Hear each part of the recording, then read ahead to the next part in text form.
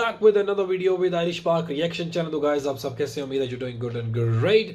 आज इस वीडियो पे रिएक्शन होने वाला है, बड़ी इंटरेस्टिंग वीडियो है। वो इंडिया के जो डिफेंस बजट है, जी हाँ, जो डिफेंस बजट है 2022 और 2023, इसके हवाले से बहुत इंफॉर्मेशन लेके आए हैं। हिंदी नॉलेज शो इनके चैनल का नाम है, और काफ़ी डिटेल के साथ क्या क्या इसमें बेहतरी आई हैं और बजट के हवाले से क्या अपग्रेड हुई है, तो इस वीडियो में पता चलेगा।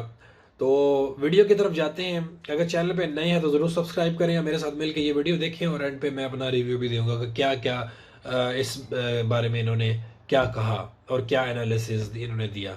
So without any delay let's get back into the video guys. 1 2 3।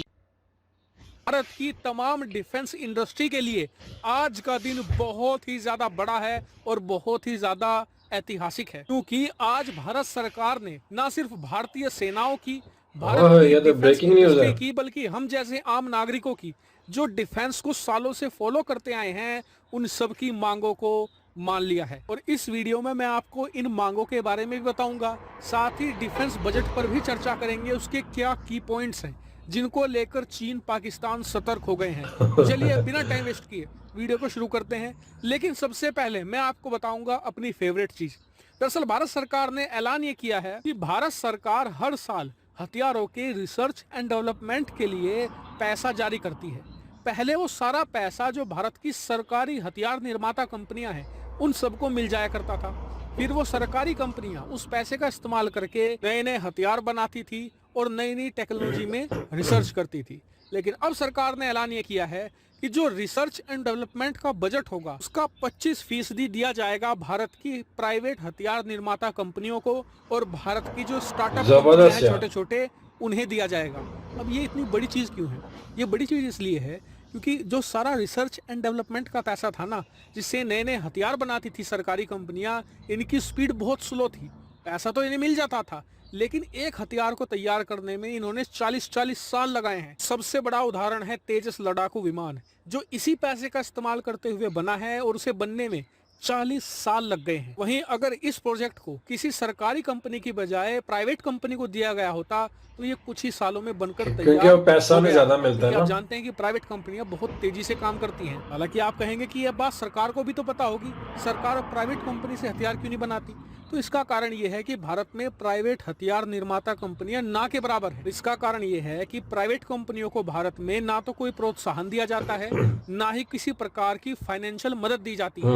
जबकि अगर आप अमेरिका में देखेंगे तो उनकी जो बड़ी बड़ी हथियार निर्माता कंपनियां हैं, लॉकहीड मार्टिन, बोइंग, रेथियोन, ये सारी प्राइवेट कंपनियां हैं, और इन्होंने F-22 Raptor, B-2 stealth bomber, F-35 जैसे दुनिया के नंबर 1 हथियार तैयार करे हैं, और बहुत ही जल्दी तैयार करे हैं। और इन्हीं के दम पर अमेरिका आज इतनी बड़ी सैन्य महाशक्ति है।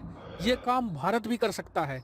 बस अब भारत को जितनी भी प्राइवेट कंपनियां हैं उन्हें सपोर्ट देनी होगी, और सरकार ने आज से इसकी शुरुआत कर भी दी है, और इसीलिए इसे इतना बड़ा ब्रेक थ्रू माना जा रहा है। इसके अलावा दूसरी जो सबसे बड़ी घोषणा है वो ये कि इस साल भारतीय सेना जितने भी हथियार खरीदेगी, टेक्नोलॉजी खरीदेगी, टूल्स खरीदेगी, यानी छोटी से छोटी चीज खरीदेगी, उसका 68% भारतीय होगा। यानी कि अगर भारतीय सेना 2022-23 में 100 रुपए के हथियार खरीदती है तो उसमें से 68 रुपये भारतीय कंपनियों को मिलेंगे, चाहे वो सरकारी कंपनी हो, चाहे भारत की प्राइवेट हथियार निर्माता कंपनी हो। और इससे भारत की डिफेंस इंडस्ट्री और मजबूत होगी, उनके हाथ में पैसा आएगा, और उसी पैसे का इस्तेमाल करके वो इससे भी एडवांस हथियार तैयार करेंगी, और ग्लोबल लेवल पर अमेरिकी कंपनियां, यूरोपियन कंपनियां उनके साथ टक्कर लेंगी। लेकिन अब आ जाते हैं तीसरी और सबसे ज्यादा बड़ी घोषणा पर, भारत का रक्षा बजट। आप सभी जानते हैं कि पिछले साल भारत का रक्षा बजट था $67 बिलियन, यानी कि 67 अरब डॉलर, और ये 4% बढ़ा था पिछले साल। लेकिन आप जानते हैं कि इस साल भारत ने कितना रक्षा बजट बढ़ाया है? लगभग 9% बढ़ा दिया है सीधे ही। अब भारत का रक्षा बजट है $70.2 अरब, यानी कि $70.2 बिलियन, और ये बहुत ही मैसिव जंप है। यहाँ तक कि वर्ल्ड मीडिया भी इस चीज को रिकॉग्नाइज कर रहा है कि चीन के खतरे को देखते हुए भारत ने सीधा 10% अपना बजट बढ़ा दिया है। हालांकि अब कई लोग कहेंगे कि भारत को $100 बिलियन करना चाहिए था, $150 बिलियन करना चाहिए था। आपको बता दूं कि भारत करने को तो 500 बिलियन डॉलर भी कर दे, लेकिन फिर भारत कभी भी अमेरिका नहीं बन पाएगा। हम सिर्फ सोवियत यूनियन बनकर रह जाएंगे। मतलब कि इस तरीके से सोवियत यूनियन ने 30-40 सालों तक अपनी सारी संपत्ति, अपना सारा पैसा, सारा एफर्ट अपनी सेना बढ़ाने में लगा दिया, लेकिन जब 30 साल बाद पीछे मुड़कर देखा तो सेना तो बहुत बड़ी बन चुकी थी, लेकिन देश बर्बाद हो चुका था। उसके बाद 1991 में एक बहुत ही बड़ी और ताकतवर सेना होने के बावजूद सोवियत यूनियन का क्या हाल हुआ ये आप सभी जानते हैं। और अमेरिका 245 साल से टिका हुआ है। क्यों?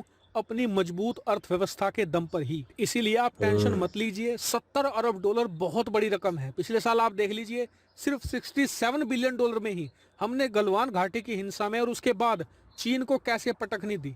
70 बिलियन डॉलर में तो चीन को हम छका कर रख देंगे। हालांकि आपको बता दूं कि अब से 20-25 दिन पहले खबर आई थी कि भारत का रक्षा बजट 80 बिलियन डॉलर हो सकता है, लेकिन फिर भारत ने 70 बिलियन डॉलर तक सीमित रखा और बचा हुआ पैसा जो है उसे एजुकेशन में, शिक्षा में खर्च किया जाएगा। खास करके जो ग्रामीण इलाके हैं वहां पर डिजिटल स्टडी को बढ़ावा दिया जाएगा और इससे भारत का विकास भी होगा और भारत धीरे धीरे एक बड़ी सैन्य सुपर पावर भी बनेगा। हालांकि इस पूरे बजट पर आपका क्या व्यू पॉइंट है, कमेंट करके जरूर बताएगा। चैनल को सब्सक्राइब कीजिएगा। ये थी गाइस आज की वीडियो, ये थी गाइस आज की वीडियो की जैसा कि आपने इसमें देखा कि इंडिया का बजट 62 बिलियन डॉलर था। इतना ज़्यादा बजट पाकिस्तान का मेरा ख्याल है 10-11 होगा, बस 10-11 या 12 जितने पैसे हैं उस हिसाब से। तो बहरहाल इंडिया चूँकि इकॉनमी बहुत बड़ी है तो वो पैसा भी उतना ही खर्च करते हैं डिफेंस बजट के ऊपर, क्योंकि चाइना के साथ जो हालात चल रहे हैं आजकल तो वो ज़रूरी है उसके लिए। तो डायरेक्ट छलांग मारी है 72 बिलियन डॉलर, 62 तो 10 बिलियन डॉलर की छलांग लगी है, तो विच इज़ वेरी गुड। तो उन्होंने एक और फैसला किया है कि मतलब जैसे वो प्राइवेट कंपनी को पैसा नहीं थे देते पहले, क्योंकि कंपनीज, उसकी वजह ये थी कि कंपनीज इतनी ज़्यादा नहीं थी तो गवर्नमेंट को पैसा देना पड़ता था। उसमें आपको पता है गवर्नमेंट में देने का नुकसान थोड़ा ये होता है कि मतलब टाइम ज़्यादा ले लेते हैं। आपको पता है और भी काम होते हैं गवर्नमेंट को करने के लिए, तो वो इतना फोकस नहीं थे कर पड़ते और जो जितने भी वेपन थे वो बाहर से लेने पड़ते थे। तो अब उन्होंने, इंडिया ने की गवर्नमेंट ने क्या काम किया कि वो जो पैसा है वो सारा देंगे लोकल, ज़्यादातर पैसा देंगे, सारा का सारा नहीं, मतलब लोकल प्राइवेट कंपनी को देंगे, वो काम करेंगे उस पर। रिसर्च तो आगे ही कर रही हैं, जैसे कि वो उन्होंने बताया मिसाइल के बारे में, तेजास के बारे में, उस 40 साल लग गए उस पर काम करते करते फिर बनते हैं, और क्योंकि गवर्नमेंट के अंडर वो बन रहा था। तो कहते हैं वो जैसे प्राइवेट इंस्टीट्यूट जो सर्च करने वाले हैं, जो रिसर्च सेंटर में होते हैं, जो जिसमें सारा कुछ बनता है, और उनको हम पैसा देंगे, पैसा भी कंट्री के अंदर रहेगा, उनके पास पैसा आएगा, रोज़गार आएगा और अपने कंट्री के लिए आगे ऐसे काम करेंगे। तो ये मेरे ख्याल से ये बहुत बड़ा स्टेप है और इससे ये कि इंडिया का डिफेंस और मजबूत हो जाएगा और बहुत ज़्यादा आगे चला जाएगा और इंडिया की तो बेसिकली आंखें खुली की खुली रह जाएंगी। और इसमें एक और चीज़ उन्होंने ऐड की है, वो ये कि, और आपको पता है कि मतलब अगर फ़ौज जितनी बड़ी फ़ौज है उतनी हिसाब से सैलरीज भी होती हैं, और इंडिया की फ़ौज मतलब बहुत बड़ी फ़ौज है। पहले वे यूएस की है, दूसरे पे आई थिंक चाइना की है, तीसरे पे रशिया की है, इंडिया की है, चौथे पे रशिया की है। तो इस तरह ही ये है, शायद इंडिया की तीसरे पे है, आप बताइएगा कमेंट सेक्शन में। तो बहरहाल ये कि उसमें अगर लेट से उन्होंने ये भी एग्जांपल दी कि इंडिया अगर $2 खर्च करता है तो उसमें से 68% है वो इंडिया में और बाकी बाहर से होगा।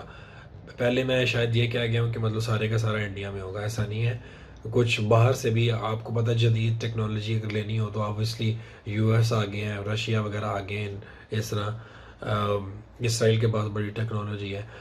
तो बहरहाल ये कि ये बड़ा ज़बरदस्त स्टेप है। आप इसके बारे में क्या कहते हैं ज़रूर कमेंट सेक्शन में बताइएगा, और किस किस शोबे में इंडिया मतलब इन्वेस्ट करेगा इस हवाले से।